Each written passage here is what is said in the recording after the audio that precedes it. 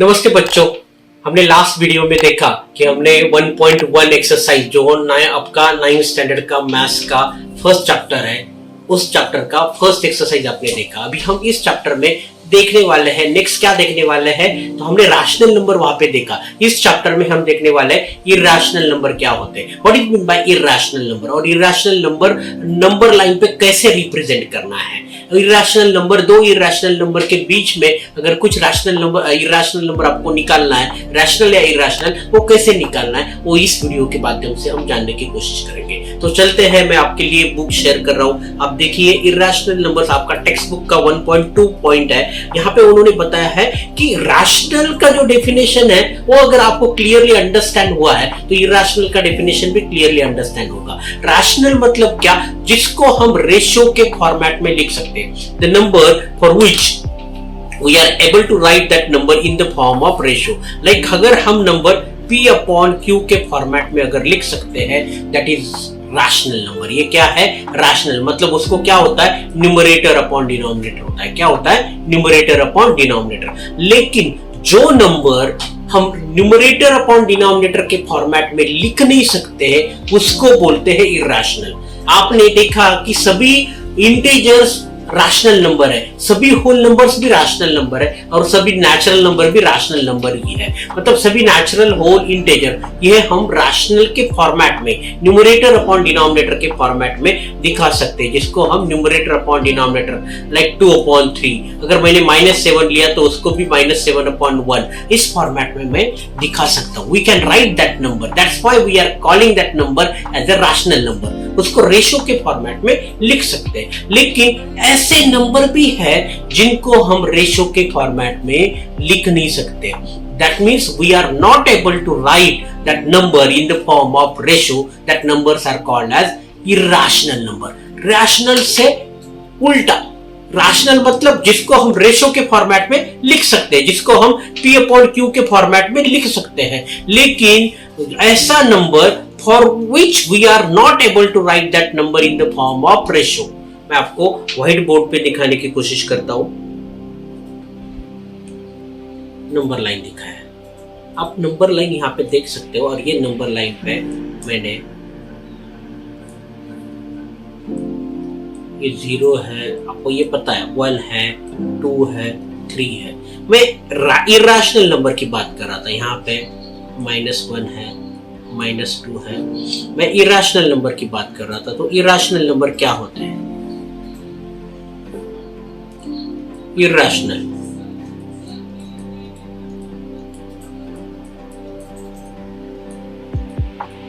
Irrational number, irrational number Q dash से दिखाते हैं, और वो ऐसे नंबर है, set of number A where A is not equal to P upon Q। यहाँ पे क्लियरली आप देख सकते हो, that is A is not equal to P upon Q।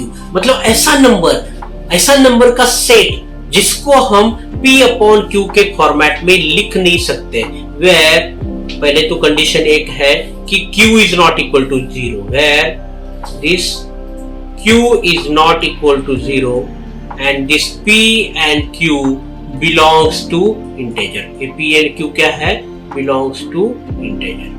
तो ये ऐसे नंबर का सेट है जिसको हम रेशियो के फॉर्मेट में लिख नहीं सकते। एग्जाम्पल देने की कोशिश करूंगा। एग्जाम्पल लाइक आप देखो, पाई जो वैल्यू आप सर्कल का एरिया निकालने के लिए यूज करते हो, that is pi is irrational. अभी आप कुछ बच्चे पूछ सकते हैं, सर पाई का तो वैल्यू हम 22/7 यूज करते हैं। हम कैसे यूज करते हैं पाई, दैट इज 22/7। तो ये हम पाई का कौन सा वैल्यू यूज करते हैं, 22/7। तो 22/7 ये एग्जैक्ट वैल्यू नहीं है पाई का, this is not exact value, this is approximate value. वो कैसा वैल्यू है, मैं वापस यहाँ पे लिखता हूं, that is approximate value of pi, that is not an exact value of pi। that's why पाई ये रेशियो के फॉर्मेट में हम लिख नहीं सकते, बस वो कैलकुलेशन पर्पस के लिए हमने 22/7 हमारे अंदर आसानी के लिए हमने यूज किया है। तो पाई भी एक इरैशनल नंबर है। पाई क्यों इरैशनल है, मैं आपको आगे जाके जब मैं एक्सप्लेन करूंगा तब पता चलेगा। और दूसरा है square root of 2, square root of 3, या स्क्वायर रूट ऑफ 5, ये ऐसे नंबर इरैशनल नंबर है। कैसे नंबर है? इरैशनल नंबर है। मैं एक्सप्लेन करने की कोशिश करता हूँ नेक्स्ट लाइन पे। आप देखो नेक्स्ट व्हाइट बोर्ड पे, नेक्स्ट इस पे मैं आपको डेसिमल्स के टाइप बताने की कोशिश करता हूं, तो आपको अंडरस्टैंड होगा कि रैशनल और इरैशनल क्या है। यहाँ डेसिमल एक्सपांशन से ही आपको क्लियर होगा रैशनल और इरैशनल के, और दो डेफिनेशन भी आपको मिल जाएंगे डेसिमल से। कैसे? डेसिमल के दो टाइप होते हैं। मैं डेसिमल के दो टाइप आपके लिए बताता हूं। ये डेसिमल के दो टाइप है,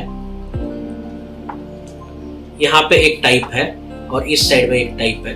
यहाँ पे मैं लिखता हूं कौन सा? First type, that is terminating decimal.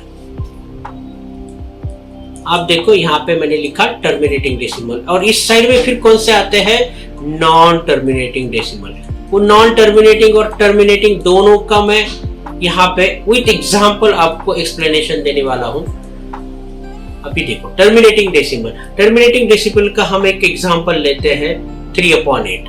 3/8 आपको दिखाता हूं। 3 को मैं 8 से डिवाइड करने की कोशिश करता हूं। यहाँ पे नहीं होता है तो मैं 0 और पॉइंट लेता हूं, यहाँ पे 0 ले लेता हूं। 8 3 जा 24, कितना आया? 24। 30 माइनस 24 हमने किया, यहाँ पे आया 6। 6 के ऊपर और 0 लिया, 8 7 जा 56। 60 माइनस 56 कितना हुआ? 4। 4 के ऊपर 0 लिख दिया, 8 5 जा 40। आप देखो एक कंडीशन यहाँ पे आ गया कि रिमाइंडर बिकम 0। यहाँ पे क्या हो गया? रिमाइंडर, मैं यहाँ पे लिख देता हूं, रिमाइंडर बिकम 0। यहाँ पे रिमाइंडर क्या हो गया? 0 हो गया। इसीलिए उसको क्या बोला जाता है? Terminating decimal. आंसर टर्मिनेट हो गया, इसके आगे आंसर नहीं है। और दूसरा नॉन टर्मिनेटिंग में और दो टाइप है नॉन टर्मिनेटिंग के, वो दोनों टाइप में यहाँ पे दिखाता हूं आपको। फर्स्ट टाइप है नॉन टर्मिनेटिंग का, दैट इज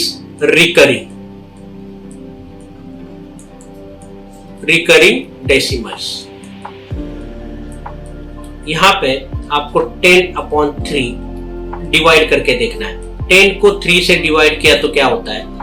3 3 जा 9। 10 माइनस 9 कितना आएगा? 1। 1 के ऊपर 0 और पॉइंट देंगे क्योंकि हमने 0 लिया तो पॉइंट। 3 3 जा 9। 10 माइनस 9 अगेन 1, अगेन 0 लेंगे, अगेन 3 3 जा 9। तो ये खत्म ही नहीं होगा, ये यहाँ पे 3 3 3 आता ही रहेगा। उसको बोलते हैं रिकरिंग।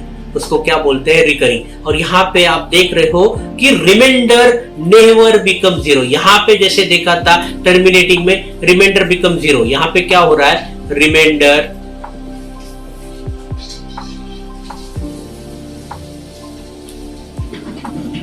नेवर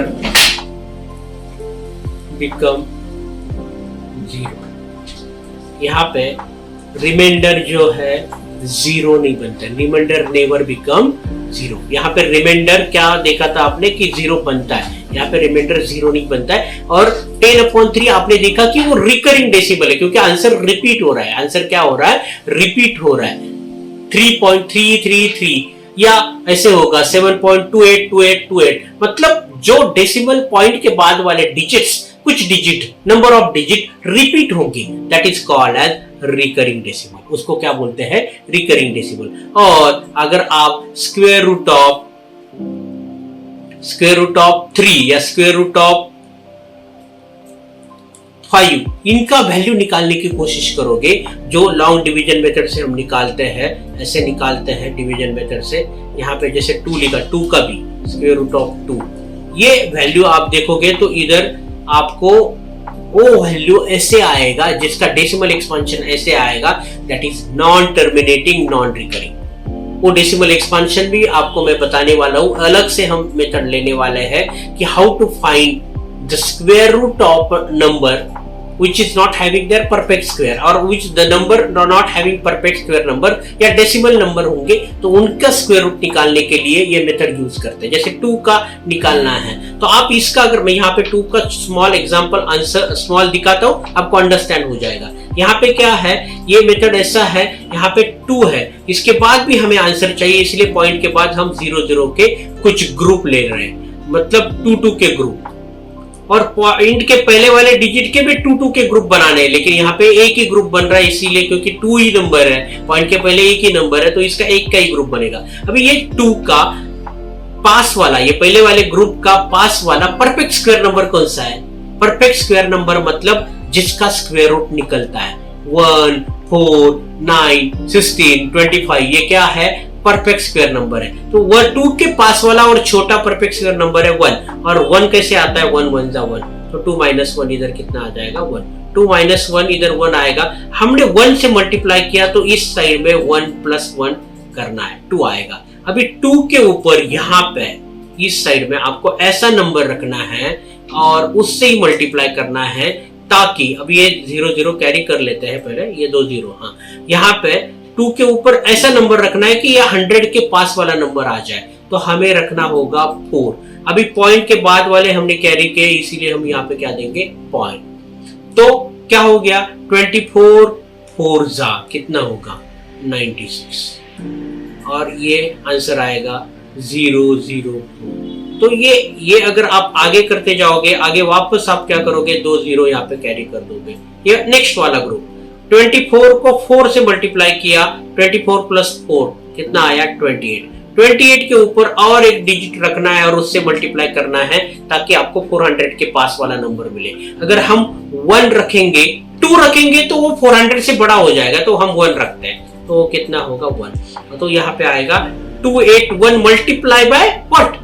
जितना डिजिट रखा उससे ही मल्टीप्लाई करना, जैसे 281 यहाँ पे रखा था, उससे 1 से ही मल्टीप्लाई करना पड़ेगा। तो फिर 281 मल्टीप्लाई बाय 1 कितना आएगा? 281।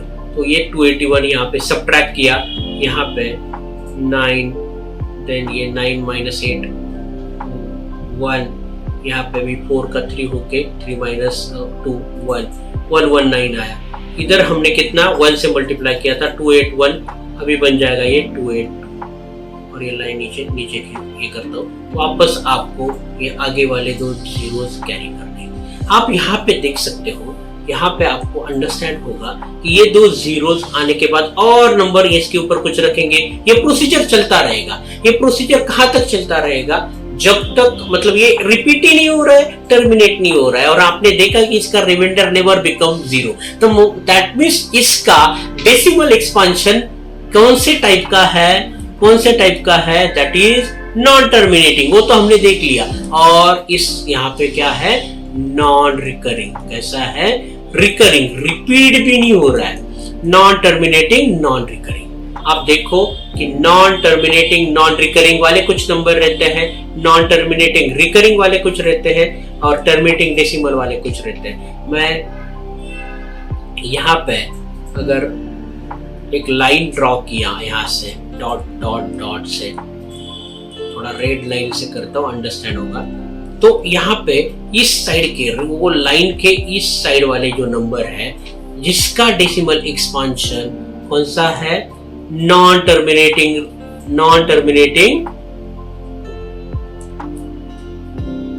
रिकरिंग। कौन सा है? Non terminating non recurring. Non terminating non recurring वाले नंबर जो है, इनको बोलते हैं इर्रेशनल नंबर। क्या बोलते हैं इनको?